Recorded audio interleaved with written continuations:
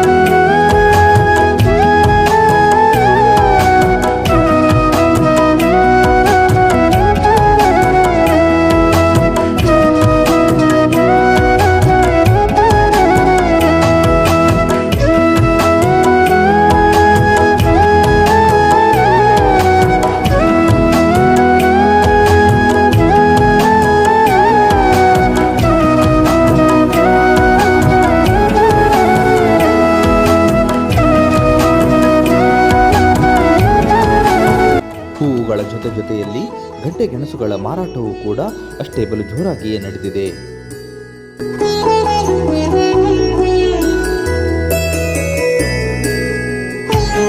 ಬೆಟ್ಟದ ಮೇಲಿನ ಹೂವುಗಳು ಬಿಟ್ಟು ಅಂಕೋಲೆಯ ಸ್ಥಳೀಯ ಗೊಂಡೆ ಹೂವುಗಳು ಕೂಡ ಇಲ್ಲಿ ಮಾರುಕಟ್ಟೆಗೆ ಬಂದಿರುವುದು ವಿಶೇಷವಾಗಿದೆ.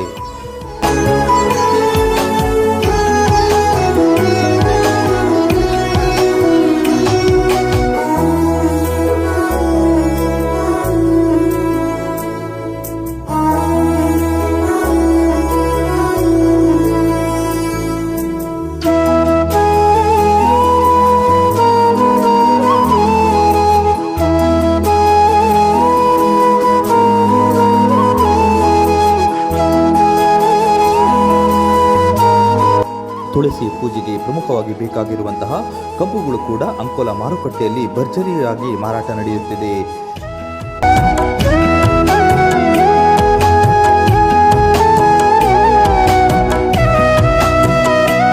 ಅಂಕೋಲಾ ಮಾರುಕಟ್ಟೆಗೆ ಬಂದಿರುವಂತಹ ಕಬ್ಬುಗಳು ಸಾಗರ, ಕಲಘಟಗಿ ಹಾಗೂ ಅಂಕೋಲಾ ಸುತ್ತಮುತ್ತಲಿನ ಹಳ್ಳಿಗಳಿಂದ ಬೆಳೆದಿರುವಂತಹ ಕಬ್ಬುಗಳು ಇಲ್ಲಿ ಮಾರಾಟಕ್ಕೆ ಬಂದಿರುವುದು ವಿಶೇಷವಾಗಿದ್ದು, ಈ ಬಾರಿ ಕಬ್ಬಿನ ದರಗಳು ಏರಿಕೆಯೂ ಕಾಣದೆ ಇಳಿಕೆಯೂ ಕಾಣದೆ ಮಧ್ಯಮ ದರದಲ್ಲಿ ಮಾರಾಟವಾಗುತ್ತಿರುವುದು ರೈತರಿಗೆ ಸಂತಸ ತಂದಿದೆ. ಒಟ್ಟಾರೆಯಾಗಿ ಅಂಕೋಲಾ ತಾಲೂಕಿನಲ್ಲಿ ಈ ವರ್ಷ ತುಳಸಿ ಪೂಜೆಯು ಎಲ್ಲ ಸಾರ್ವಜನಿಕರು ವಿಜೃಂಭಣೆಯಿಂದ ಮಾಡಲು ಸಿದ್ಧರಾಗಿದ್ದಾರೆ.